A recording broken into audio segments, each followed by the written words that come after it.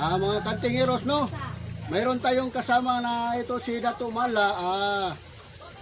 Nandito siya sa bahay ay nagpasyal. Dahil tiningnan ko yung anting-anting na ginamit niya doon sa agusan, yung binakbakan siya ng NPA ng mga kalaban. Dahil nandito si Dato Mala.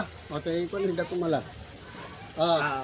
Unsay imong gamit Dato Mala? Mao kini nakaluwas na ko sa impintro na mo dito sa kuan, sa agusan. Mao kani nga mutya.